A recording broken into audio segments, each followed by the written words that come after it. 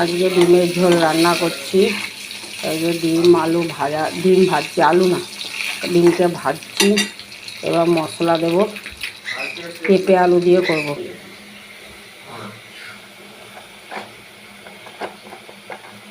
এবার হলুদ দিয়ে দেবো একটুখানি,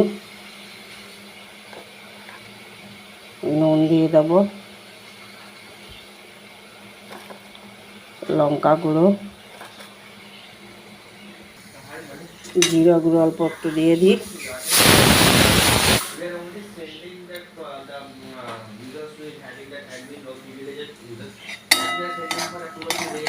একটু সয়াবিনও দিয়ে দিয়েছি।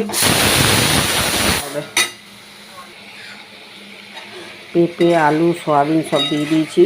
এবারে একবারে ভালো করে কষাচ্ছি, কষিয়ে নিয়ে জল ঢেলে দেবো।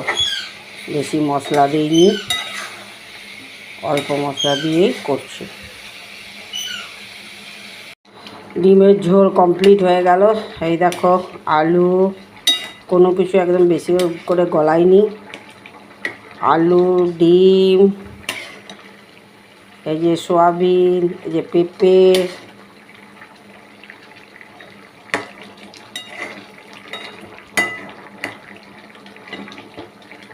ব্যাস ডিমের ঝোল কমপ্লিট। দেখো আজকে কী কী রান্না করলাম। যে ডিমের ঝোল,